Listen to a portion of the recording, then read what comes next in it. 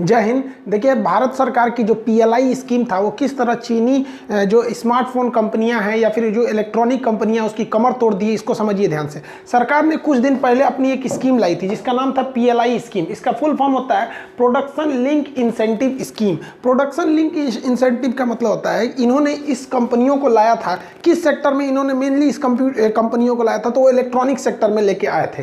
ये mainly electronic sector में लाने वाली कंपनियों के लिए लाया गया था और कहा गया था कि अगर कोई भी इलेक्ट्रॉनिक कंपनी भारत में आती है और वो प्रोडक्शन करती है तो जितना ज़्यादा उसको प्रोडक्शन दिया जाएगा, सरकार उसको बगल से कुछ पैसे यानी इंसेंटिव्स देगी। अब आप कहेंगे कि सर ये तो सरकार की बेवकूफ़ी है, क्योंकि अगर कंपनियां आ जाती हैं और वो प्रोडक्शन करती हैं तो जितना ज़्यादा प्रोडक्शन करेगी सरकार उतना ज़्यादा देगी यहाँ पे, तो फिर सरकार को फ़ायदा क्यों हुआ? भैया फ़ायदा होता है, सरकार बेवकूफ़ नहीं बैठती है, उसके पास एक से एक आईएएस अधिकारी दिमाग देने वाले बैठे हैं सब। आप देखिए, अगर कंपनी आती है तो कई तरह के टैक्स देंगे, वो पहले जीएसटी देंगे, बाद में इनकम टैक्स दे देंगे, ज़्यादा कमाएंगे तो सेस दे देंगे, वहाँ पे बहुत सारी चीज़ें लगेंगी। उसके अलावे वो कितना रोजगार देंगे, हमसे बिजली को खरीदेंगे, हर चीज़ करेंगे ना, तो बहुत ज़्यादा फायदा। एक तरह से अगर देखिएगा तो 100% उनसे अगर लिया जाएगा तो उसका 20 से 25% ही इंसेंटिव में जाएगा उनको, तो बहुत अच्छा स्कीम है। तो शुरुआत में जब ये गवर्नमेंट की थी तो बहुत ज़्यादा इसका रिजल्ट देखने को नहीं मिला था, लेकिन आज 2 से ढाई महीने बाद इसके बहुत अच्छे रिजल्ट देखने को मिल रहे हैं। आप अगर देखेंगे तो इस सेक्टर में जो अगर खास करके 5G सेक्टर में, तो 5G सेक्टर जो होता है वो काफ़ी कॉम्प्लिकेटेड हो जाए। 3G और 4G की तरह उसके कन्वेंशन टावर नहीं होते हैं सब, वो एकदम नई टेक्नोलॉजी पे आती है 5G टेक्नोलॉजी। और 5G के इंस्ट्रूमेंट्स इतने महंगे होते हैं और वो टेक्नोलॉजी भारत में थी नहीं। याद कीजिए, हम जून के महीने में भी बताए थे कि भारत सरकार को जियो को आगे करना चाहिए। हालांकि सरकार ने कुछ 2 कदम आगे ही बढ़ के पीएलआई स्कीम के तहत और भी कंपनियों को इसमें आगे लेके चले आए लोग। अब इससे सबसे बड़ा फायदा क्या हुआ? 5G कंपनी में जो टैकून मानी जाती थी वो हुआवे कंपनी और जेटी कंपनी।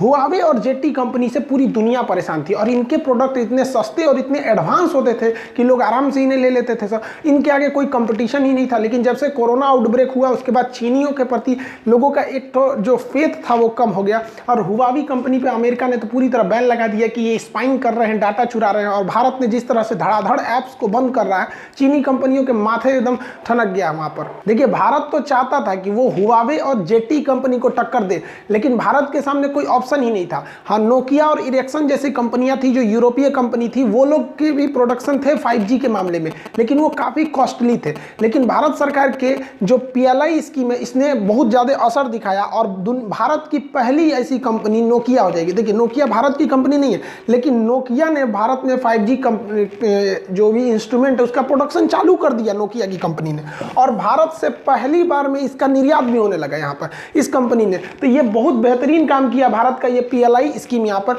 नोकिया की जो भी प्रोडक्शन लाइन है वो तेज कर दी गई है। इसके अलावा अगर आप देखेंगे तो इस पीएलआई स्कीम का फायदा उठाने के लिए सबसे आगे अगर निकल रहे हैं तो जियो कंपनी, और इसमें कोई दो राय नहीं है कि जियो कंपनी बहुत ही तेजी से इसमें इन्वेस्ट करने जा रही है। क्योंकि कोई भी चीज में ना सबसे जरूरी क्या होता है, पैसा कितना आप इन्वेस्ट करते हैं। जियो के पास, रिलायंस के पास पैसे की कमी नहीं है, और दुनिया में साइंटिस्ट इंजीनियर ये लोग तो क्या है भैया, पैसे पे मिलते हैं लोग। भैया आप पैसा दीजिए कोई भी आ जाएगा यहाँ पे, तो ये चाइनीज से इंजीनियर खरीद के लेके आओ और ये ह्यूज मात्रा में इन्वेस्ट कर देंगे। क्यों? क्योंकि भैया जियो का एक सिद्धांत है, लास्ट आया लेकिन इतना फास्ट आता है जिसका कोई हद नहीं। 4G टेक्नोलॉजी में सबसे लास्ट में जियो आया था लेकिन सबसे फास्ट आया था, उसी तरह ये 5G में भी आने वाले हैं, लास्ट में आएंगे लेकिन इतना फास्ट आएगा कि धूम मचा के रख देगा। और इसकी टेक्नोलॉजी बहुत ही बेहतरीन होगी और बहुत ही सस्ती भी इसकी टेक्नोलॉजी रहेगी। जियो के अलावे टाटा भी इसमें एंट्री मारने जा रहा है, क्योंकि पीएलआई स्कीम के तरह टाटा को इसमें कुछ खास फायदा नहीं हुआ था, और टाटा टेलीकॉम इंडस्ट्री में एक बार घुसा भी है, उसको कुछ खास उसमें फायदा नहीं हुआ। याद कीजिए, टाटा डोकोमो जो सक्सेस नहीं हुआ था, जो अपने 2G और 3G के मॉडल में सक्सेस नहीं हो पाया था, वो डोकोमो के साथ जो ज्वाइंट वेंचर बनाया था। तो अब टाटा इसमें पूरी तरह से कूदने जा रहा है। अब रिलायंस की जो जियो है, टाटा और ये इरिक्सन, ये 3 कंपनियां अभी और रेस में है। तो आप अगर ओवरऑल में अगर देखेंगे तो भारत में तो नोकिया ने अपना चालू कर ही दिया है, तो भारत से अब 4 कंपनियां क्या करने जा रही हैं भैया, 5G का प्रोडक्शन करने जा रही हैं। तो एक स्कीम, पीएलआई स्कीम ने चाइना के लिए होश उड़ा दिया है। एक और पूरी दुनिया जो है वो चाइनीज सामानों को इसलिए लेती है कि सस्ती है। अब भैया जियो से भी सस्ता क्या, पूरी दुनिया में सबसे सस्ता डाटा जियो ने ही दिया था। तो अब पूरी दुनिया को विश्वास है कि भाई भारत से भी सस्ता मिलेगा और भरोसेमंद भी मिलेगा। तो ये स्कीम बहुत बेहतरीन काम की और चाइना के लिए सरदर्द बन गया। देखिए, इसी स्कीम का फायदा उठाते हुए कंपनियां सोच रही हैं कि स्मार्टफोन चार्जर का एक बहुत बड़ा मार्केट है जिस पे सबका ध्यान नहीं जाता है। ये $5 बिलियन का मार्केट है, $5 बिलियन। इतना बड़ा मार्केट है और भारत थोड़ा सा अगर इसमें पुश करता है तो पूरी दुनिया का 50% मार्केट कैप्चर कर लेगा भारत, क्योंकि यहाँ पर अब स्मार्टफोन चार्जर बनने की अब एकदम होड़ लग गई है। वियतनाम भी है इसमें, ताइवान भी है, जापान, चाइना भी है, लेकिन अब भारत इसमें जा रहा है। भारत की टारगेट है कि पूरी दुनिया के जो स्मार्टफोन चार्जर का मार्केट है उसका 50% एक्वायर कर लिया जाए, और ये बहुत ईजिली हो सकता है क्योंकि जब से भारत की PLI स्कीम चालू हो गई है अब कंपनियों को डबल फायदा, ज़्यादा प्रोडक्शन करो प्रॉफिट ज़्यादा होगा, तुम ज़्यादा करोगे तो गवर्नमेंट भी तुम्हें अलग से इंसेंटिव भी देगी, तो इससे रोजगार भी आएगा, GDP भी आएगा, और हमारे कंपटीटर के लिए एक तो जो चाइना को कहा जाता था इलेक्ट्रॉनिक हब है, वो धीरे धीरे उससे ये तमगा छीना जाएगा। चाइना को सबसे बड़ा झटका जो दिया वो सैमसंग कंपनी ने दिया। सैमसंग ने तो चाइना से पूरा तरह बोरिया बिस्तरी समेट के भारत में एंट्री मार दिया, और अभी हाल ही में भारत में सैमसंग ने सबसे बड़ा जो इन्वेस्टमेंट किया, लगभग 5,000 करोड़ का इन्वेस्टमेंट कर दिया, और वो स्मार्टफोन के डिस्प्ले के लिए कर दिया। लेकिन आप जान के तजुब करिएगा, ये डिस्प्ले केवल सैमसंग के लिए नहीं बनेंगे, इसी डिस्प्ले को आईफोन को भी बेचा जाएगा, इसको ही अन्य कंपनियां भी बेची जाएंगी, सब उनको भी। तो अब आप ये कह सकते हैं कि आने वाले 2 से 3 साल में जैसे ये सैमसंग का ये जो 5,000 करोड़ का डिस्प्ले मैन्युफैक्चरिंग प्लांट है ये यूपी के नोएडा में और जैसे सेटअप हो जाएगा, तो आप जितने भी स्मार्टफोन देखेंगे उसके जितने पार्ट्स होंगे और डिस्प्ले होंगे वो ज़्यादातर पार्ट्स अब कहाँ मिलने लगेंगे, अब इंडिया के ही बनेंगे। रीजन समझिए, टाटा ने अपना लिथियम आयन बैटरी का कारखाना डाल दिया। अब किसी भी मोबाइल में अगर आप कोई भी मोबाइल देखते हैं तो कोई भी अगर मोबाइल है तो इसका जो डिस्प्ले वाला एरिया है तो डिस्प्ले सैमसंग का हो जाएगा, मोबाइल वाला जो पार्ट्स वगैरह हो जाएंगे, जो उसके बैटरी वो टाटा की लिथियम आयन की बैटरी होगी, चार्जर भी इसी का होगा। यानी अब आने वाले 2 से 3 साल में आपका जो स्मार्टफोन रहेगा वो 60 से 70% मेड इन इंडिया हो जाएगा। इससे फायदा क्या होगा कि अब विदेशी कंपनियां भी भारत को ऑर्डर देंगी कि भैया हमको भी क्या चाहिए, भाई इसका डिस्प्ले चाहिए, और डिस्प्ले भी भारत से ही जाएगा, और रोजगार भी इससे भारत को बढ़ने वाला है। ये टेंडर जो है ये बेसिकली यूपी के नोएडा में इसको शिफ्ट किया जाएगा। यूपी गवर्नमेंट भी पूरा जोर लगाई है कि ये कैसे भी उनके हाथ से ये ना निकले, लेकिन इसको पूरी तरह सैमसंग मन बना लिया है कि वो भारत में इसको सेटअप करेगा। PLI स्कीम के तहत जो सबसे बड़ा एक ड्रॉबैक है उसको लैपटॉप को शामिल नहीं किया गया। हम तो गवर्नमेंट से कहते हैं इसमें लैपटॉप को भी शामिल कर दिए, क्योंकि पूरी दुनिया में लैपटॉप का सबसे बड़ा मार्केट अगर किसी ने कैप्चर किया हो तो चाइना ने किया है।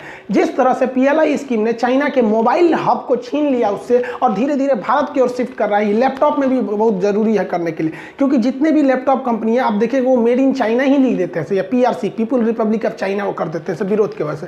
तो ये भारत को इस पर करना चाहिए। हालांकि भारत इसमें बहुत धीरे से कदम बढ़ा दिया है और वो PCB के थ्रू बनाया।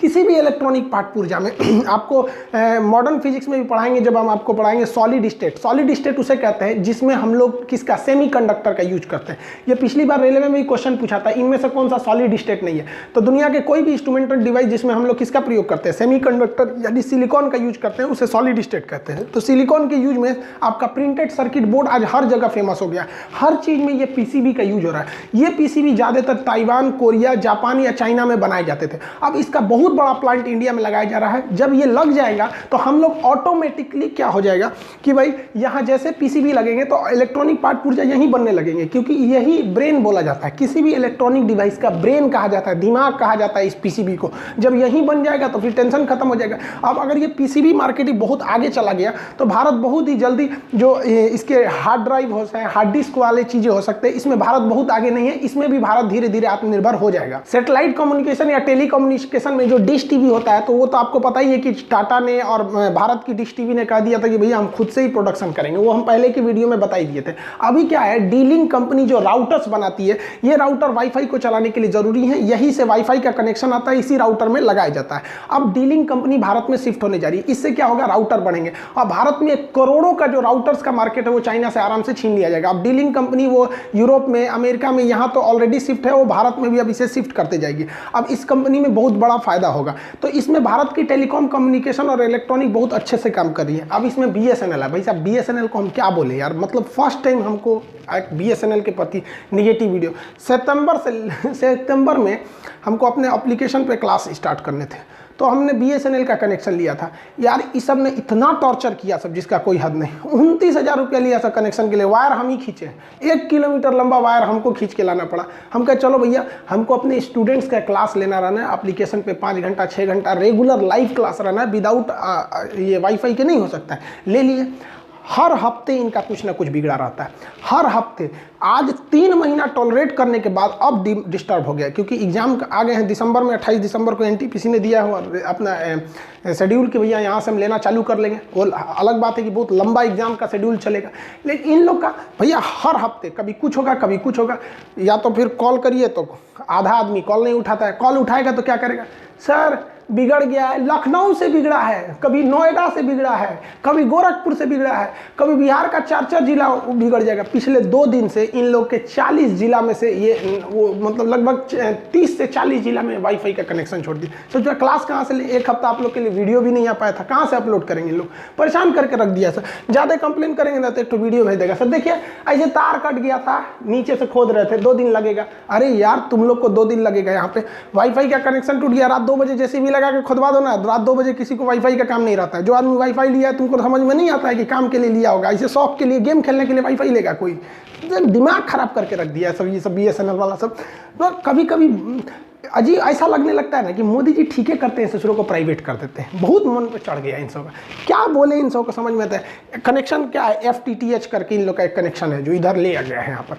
दिमाग खराब कर दिया इन सबों ने, कुछ खास रिस्पॉन्स नहीं है। SDO को कॉल करो तो फोन नहीं उठाता है, भाई पागल है हम लोग। इनका कनेक्शन का नाम क्या है देख लीजिए, दिखाते हैं FTTH 816E इनका कनेक्शन है। भाई दिमाग खराब करके रख दिया सब इन कनेक्शन वालों ने। खैर चलिए, हम कहते हैं कि भाई BSNL वाले आप इतना टॉर्चर मत कीजिए कि आपके लिए एगो वीडियो बनाना पड़े, क्योंकि लड़के परेशान होते हैं सर। हर हफ्ते इनका एक मैसेज आएगा, आज लिंक फेल है, आज ये फेल है। हमको एप्लीकेशन पर क्लास डिस्टर्ब हो जाता है। लड़कों को लगता है कि सर क्लास नहीं, अरे भाई सर को क्या प्रॉब्लम, हमको पढ़ाने में कुछ जाता है, यहाँ पे कुछ नहीं जाता है पढ़ाने के लिए, है कि नहीं। यहाँ पे अब पढ़ाने में कुछ जाता है तो भाई साहब गूगल YouTube इंडिया ने हमको 8वां रैंक दिया। बहुत बड़ा खुशखबरी मेरे लिए, और आप सबका सपोर्ट, आप सब लोग को धन्यवाद कहते हैं। आप लोग का जो इतना लगाव रहा है इस चैनल से कि आप लोगों ने इस चैनल को 2020 का 8वां रैंक दे दिया। आप देखिए इसमें अगर आप ध्यान दीजिएगा यहाँ पर, तो ये YouTube इंडिया ने कल ट्वीट किया था। ये YouTube इंडिया का ऑफिशियल ट्विटर हैंडल है। पता करने के लिए ऑफिशियल है या नहीं, उसके बगल में देखिएगा एक टिक लगा रहता है ब्लू कलर का, आप यहाँ देख सकते हैं। इन्होंने एक ट्वीट किया, हमको लगा नॉर्मल सा ट्वीट है, हमको ये नहीं लगा यार किसी टीचर को आप टॉप 10 में ला देंगे। हमको तो कभी ये बिलीव ही नहीं हुआ था कि जल्द टीचर लोग का यूट्यूब में कोई खास रैंकिंग नहीं रहता है। सब कैरी मिनाटी हो गए, सब बड़का बड़का हो गया, सब ये सब टाइकून बैठल है, सब ये हटता ही नहीं है सब आगे से। तो हमको लगा कि नॉर्मल सा ट्वीट होगा। उसने क्या लिखा था, they kept our spirit ups and they are rising up up and up, meet the top breakout creators of 2020। यहाँ पर इसमें मेरी रैंकिंग 8 नंबर थी। ये ट्विटर इंडिया का, आपका YouTube इंडिया का ऑफिशियल ट्विटर अकाउंट है, आप इसे जाके सर्च भी कर सकते हैं, बहुत से लोगों ने देखा होगा। इसमें इन्होंने ट्वीट जो किया था, आप देखिए यहाँ पर ऑफिशियल ट्विटर है, यहाँ पर 1 नंबर पे इन्होंने कैरी मिनाटी को रखा था। भाई साहब उस कैरी मिनाटी इंटरटेनमेंट वाले उन सबको, हम लोग टीचर के बस का है नहीं था। हमको बिलीव नहीं था यार कि हमारे जैसे टीचर को, ऐसे सादा रहने वाले लोग को ये टॉप 8वें नंबर पर लेके चलाएगा। इसमें मेरा नंबर खान सर पटना, जो बड़ा खुशी हुआ कि जब तक लॉकडाउन नहीं था या कोरोना नहीं था तो हम पटना में ही पढ़ाते थे, तो वहाँ के लड़कों को हर समस्या को आदमी सुनते रहता। वहाँ के लड़के पसंद किया करते थे, भाई सर आज बड़ा पढ़ा देते हैं। अब YouTube ने पूरे भैया 8वां नंबर दिया। हम तो इसमें YouTube को भी धन्यवाद देते हैं, लेकिन सबसे बड़ा इसके लिए आप लोग हैं, इसके बहुत बहुत आप लोग का धन्यवाद करते हैं। भाई हाथ जोड़ के आप सब लोग का धन्यवाद फिर से कहते हैं कि भाई आप लोग के सपोर्ट के बिना किसी टीचर को 8वें नंबर पे लाना इम्पॉसिबल था। आज तक टीचर लोग को टॉप 10 में एंट्री जल्दी इधर एंट्री कहाँ मिल पाता है। बड़का देखते हैं, कैरी मिनाटी है एक तो कौन सा। खैर YouTube इंडिया ने जो 8वीं रैंकिंग दी वो अलग बात, आप लोग का इस पर धन्यवाद। इसके अलावा आप स्टूडेंट्स के लिए एक तरह का आप कमिए, आपके लिए एक गिफ्ट है ये बुक। आप ध्यान दीजिएगा, ये बुक आपको एक अलग टाइप का लगेगा। आपको 11,000 क्वेश्चन इसमें railway, NTPC, group D, ASM जितने भी एग्जाम होते हैं उसमें 11,000 सेलेक्टिव क्वेश्चन।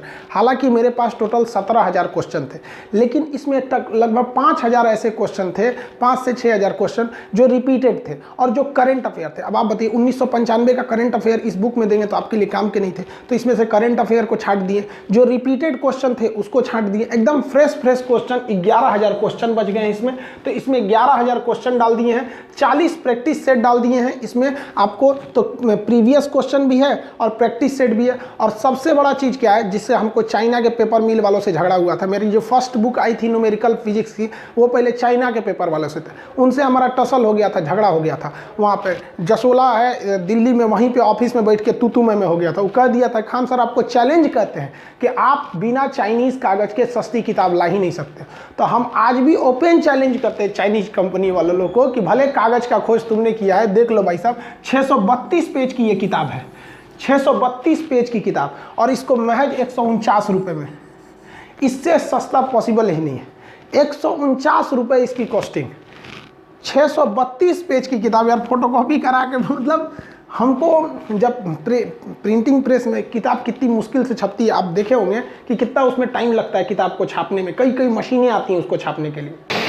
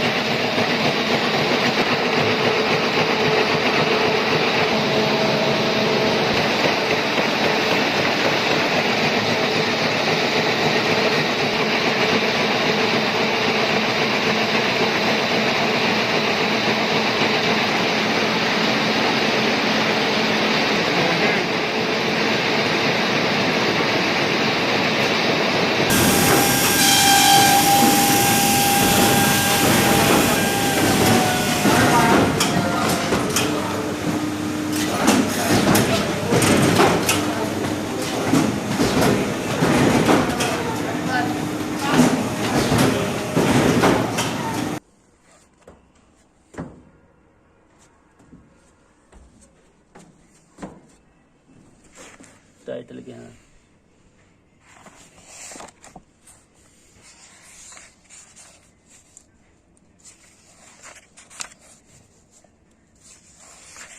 तो आज ये किताब फाइनली छप के निकल गई। मध्य प्रदेश, गुजरात, राजस्थान, बिहार, झारखंड, बंगाल और यूपी, हरियाणा, इतने राज्यों के लिए आज ही रात में इसकी लॉट निकल चुकी है। आप लोग का ये भैया ये कॉस्टिंग है, यहाँ पर आप लोग 149 रुपये दे दीजिएगा तो कोई दिक्कत नहीं है। अगर आप बढ़ा कर 149 में अगर 1 रुपया बढ़ा देते हैं, यानी अगर 150 रुपया कर देते हैं, तो भैया हमको भी 1 रुपया मिल जाएगा। लेकिन ये हम आपके ऊपर छोड़ देते हैं, क्योंकि हम YouTube पर आए या फिर पढ़ाने के लिए आए, तो कभी ये मेरा उद्देश्य ही नहीं रहा कि हम कभी भी पैसे कमाएं। मेरा यही उद्देश्य रहा कि भारत ने जो अपना पुराना गौरव खो दिया है, हमें विश्व गुरु कहा जाता था, हम शिक्षा को फिर से आगे ले सकें। शायद हमारा ये योगदान भारत के लिए अच्छा होगा, क्योंकि ये भी एक तरह का हमारे लिए भी बहुत खुशी की बात है कि जो भारत शिक्षा के लिए जाना जाता था, आज उस शिक्षक को 8वां रैंकिंग मिला ऑल ओवर इंडिया में। और भारत, चाइना की कंपनी जिसने चैलेंज किया था कि पूरी दुनिया में जाना जाता है सस्ते चीज़ों के लिए, आज उसको टक्कर दे दी है। भाई साहब एक 632 पेज की किताब 149 रुपये में, इतने मिनिमम प्राइस में पॉसिबल ही नहीं है। आपकी इच्छा, आप दीजिए या नहीं दीजिए अलग बात है। हाँ, इससे लेकिन अगर आपका गांव दूर एरिया में है, तो आपके गांव का दुकानदार आपके ज़िला में आएगा, किताब को खरीद के ले जाएगा, तो वो इस पैसे में ट्रांसपोर्टेशन का कॉस्ट जोड़ेगा। लेकिन अगर आप बड़े शहर में, जैसे लखनऊ है, दिल्ली है, पटना है, बनारस, इलाहाबाद, मध्य प्रदेश, ये सब जौनपुर हो गए या जयपुर हो गए, यहाँ सब में लीजिएगा तो आपको 149 में ही पड़ जाएगा। आगे का प्राइस जो है वो आपका ट्रांसपोर्टेशन कॉस्ट आएगा इसमें। तो इस बार जितने रेलवे वाले एग्जाम वाले हैं विद्यार्थी लोग, आप इसको लेंगे। रामबाण है, आप सोने से पहले जब बेड पे जाइएगा तो 11 बजे के बाद आप इस किताब को लेकर चलना है। आपको करना क्या है, डेली इसमें जितने प्रीवियस क्वेश्चन है उसको बनाते रहेंगे। आप बिलीव नहीं करिएगा, आप केवल प्रीवियस क्वेश्चन बना जाइए ना, आप नहीं पढ़े हैं कोई मैटर नहीं करता है। आप अगर केवल प्रीवियस क्वेश्चन बना जाते हैं 11,000 क्वेश्चन, तो आप कट ऑफ तक पहुंच जाएंगे। प्रैक्टिस रन बनाएंगे और थोड़ा आगे निकल जाएंगे। तो देखिए, ये आप स्मार्ट वर्क करते रहिए, समझ में आ गया। जब तक नींद नहीं आती है तब तक ये करिए। अब वैसे भी अब नींद नहीं आती है आप लोग को, तो हम तो अब क्लास लेने जाएंगे। आज रात में फिर 12 बजे, आज रात को 12 से 2 बजे लाइव क्लास चलेगा, केमिस्ट्री का बैच चलेंगे आज रात 12 बजे से। और अभी फिर लेने ही जा रहे हैं, फिर थोड़ा सा 1 घंटा गैप देंगे, फिर आप 12 बजे से लेंगे। जितने लोग को इन्फॉर्मेशन नहीं था उनको इन्फॉर्म कर देंगे कि 12 बजे वाला भी क्लास आज केमिस्ट्री वाला लेंगे। मिलेंगे नेक्स्ट क्लास में। जय हिंद।